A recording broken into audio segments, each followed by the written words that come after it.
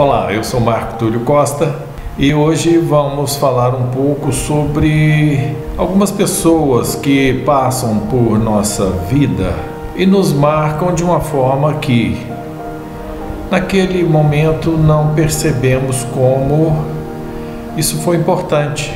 E na medida que o tempo passa, percebemos que essas pessoas deixaram ali a sua marca. Eu sempre gostei de escrever desde pequeno, sempre encontrei na escrita a minha forma de expressão. E quando eu entrei para o antigo curso ginasial, eu encontrei com algumas pessoas que também gostavam de escrever.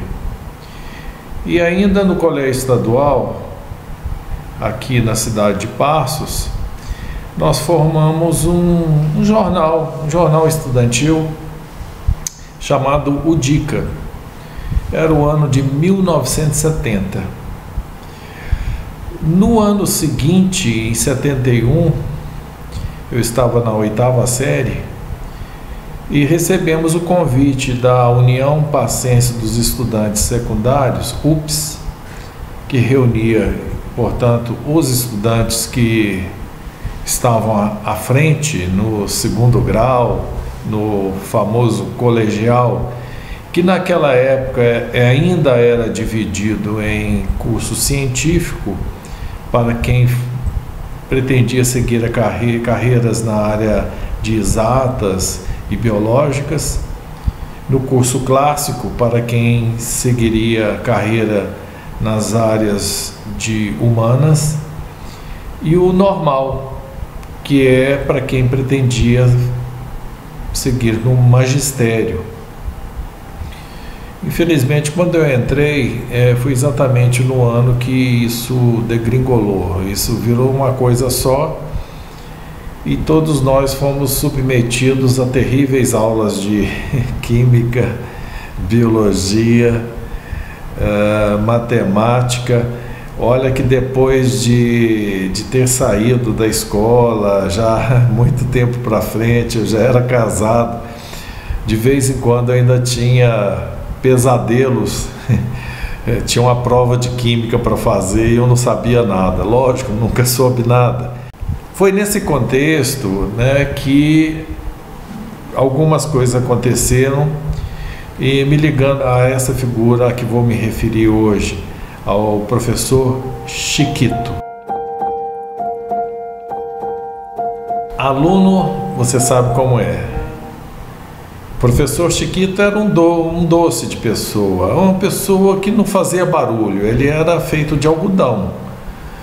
Ele entrava silencioso na sala, colocava-se à frente e começava já a escrever no quadro. Lá atrás podia estar acontecendo o que fosse, podia ser o Vietnã, e ele lá virava-se, falava com pessoas que estavam ali mais próximas, os meninos estavam mais próximos e interessados, e atrás acontecia o que fosse, Era Beirute, E ele, aquela paz. E quem conheceu bem o professor Chiquito, que os alunos chamavam de Chiquitão, que é uma coisa engraçada, Porque é o aumentativo do diminutivo, e já é chamado de Chiquito de uma forma carinhosa, mas Chiquitão era para meter medo nos alunos. E a gente que se interessava um pouco mais por essa área de línguas, ficávamos assim penalizados, não pela situação dele, porque ele era um adulto, ele sabia o que estava fazendo, ele acho que compreendia a nossa bobagem, era bastante complacente. Eu tinha sempre a sensação de que eu estava perdendo uma excelente oportunidade de aprender. Em 1972, eu recebi um primeiro prêmio literário da minha vida lá em Itabira, com um conto. Como aqui os meus amigos de Passos também ganharam os outros prêmios no mesmo concurso, primeiro, segundo e terceiro lugar. Nós fomos para Itabira, eu, José Alexandre Marino, o Antônio Barreto. Esses dois são poetas conhecidíssimos, o primeiro está em Brasília, o segundo em Belo Horizonte. E o nosso inseparável amigo, também escritor de primeira ordem, Paulo Regis Silva, já falecido. E fomos para lá, aqueles meninos, né, 16 anos, 17, achando assim que seríamos recebidos de alguma forma, porque era muito importante isso, afinal de contas, ser premiado num concurso de contos. E a verdade é que a gente estava exultante, estávamos entusiasmados com aquilo. Mas era um concurso feito pelo Diretório Itabirano de Estudantes, e era coisa de estudantes mesmo. Nós fomos para lá, não havia nenhum quarto assim de república, nada que pudesse ficar. E nós ficamos com as mochilas, as nossas mochilinhas nas costas. A gente andava para baixo e para cima naquela cidade de Itabira, até o horário da tal solenidade, que seria seguida de um baile, alguma coisa assim. E como não tínhamos onde ficar, acabamos trocando de roupa na rodoviária. Entramos lá no banheiro da rodoviária, trocamos de roupa e fomos para a festa. Do jeito que saímos da festa,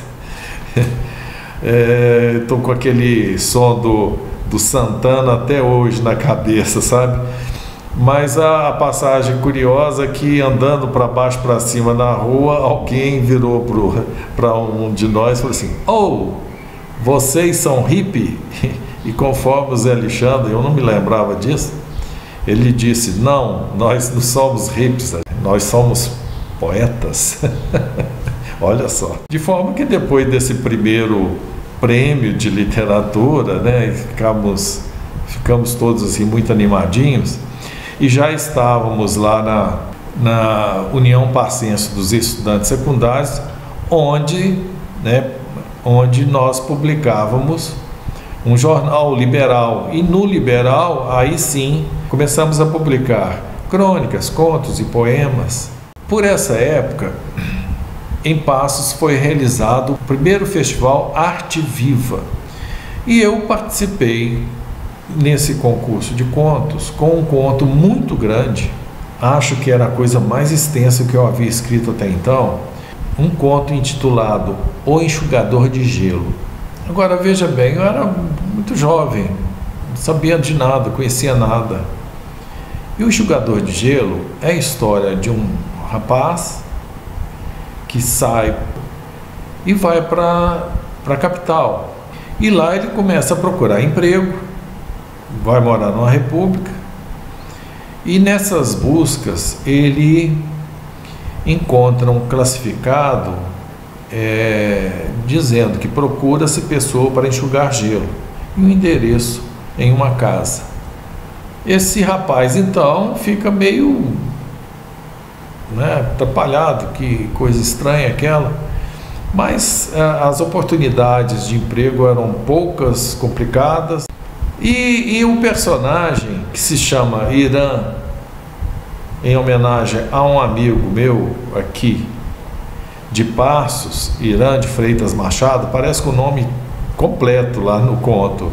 Então resolve ir até essa residência, e lá então ele tem uma surpresa.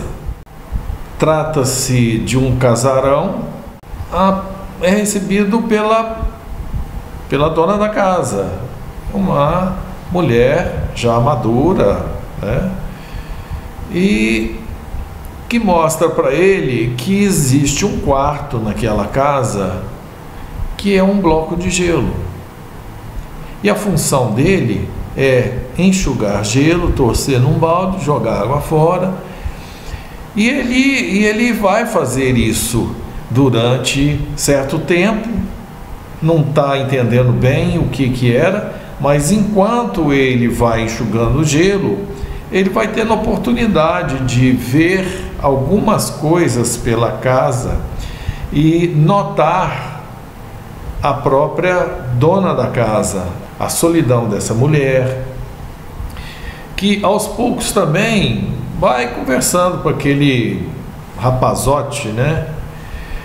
E se interessando ali pelo trabalho que ele está fazendo, até que ele chega a uma parede, ele faz uma espécie de túnel naquele gelo e chega a uma parede e resgata um quadro, tá? Um quadro que, devido à ação do gelo, da água, estava um tanto quanto sim deteriorado. São, como vocês podem ter percebido, imagens, alegorias sobre relacionamento. Eu escrevi esse conto numa época que eu não tinha conhecimento, eu não tinha vivência para escrever aquilo. Eu acredito que tenha surgido mais do que eu desejava, do que propriamente do que eu sabia. Eu não sabia nada, eu não tinha morado fora ainda, eu morava numa cidade do interior, mas tinha amigos mais velhos que já tinham ido embora e falavam como era. Eu nunca tive um relacionamento assim, né? Até aquela data, algo tão profundo, envolvente, até aquele ponto que está descrito. Contudo, talvez fosse uma coisa que eu desejasse ou esperasse, de forma que é um conto de adolescente, feito por um adolescente. Eu inscrevi esse conto no concurso Arte Viva e ganhei. Foi o segundo prêmio, digamos assim, da minha vida. E o grande impacto desse prêmio não foi ter ganho, porque eu nem tenho mais aquele troféu que foi entregue. O que me sobrou, sabe o que foi? Eu estava sentado no auditório do Colégio Imaculada Conceição, aguardando o início da solenidade, quando iam anunciar os vencedores e aquela coisa toda. Quando senti uma mãozinha batendo aqui no meu ombro e eu me virei e lá estava o professor Chiquito. O Chiquito que eu admirava de uma forma muda e constrangida por ter sido um péssimo aluno, né? Aliás, eu fui péssimo aluno de vários professores, né? E o Chiquito me bateu a mão nas costas. Você que escreveu aquele conto O Enxugador de Gelo? E eu meio engasgado, né? Porque tinha um respeito danado por ele. Fiquei com medo dele me dar uma nota ali, um 4,5, me reprovar na hora. Eu virei, sim, sou eu. E aí ele disse, muito bom o seu conto. E seguiu. Vocês não imaginam assim o impacto que aquilo teve para mim, porque o Chiquitão tinha dito uma frase inteira olhando para minha cara e foi muito bom o seu conto. Portanto, com uma certa melancolia, sabe, que eu lembro dessas coisas, porque era um tempo de aprender e não tínhamos a exata noção disso, da grandeza de algumas pessoas que passaram pelas nossas vidas. E como o tempo não volta, faço aqui então a minha homenagem a esse professor e através dele a vários outros. Eu pretendo trazer mais alguns aqui para o nosso papo. Muito obrigado a vocês. E se não inscreveu no canal, inscreva-se.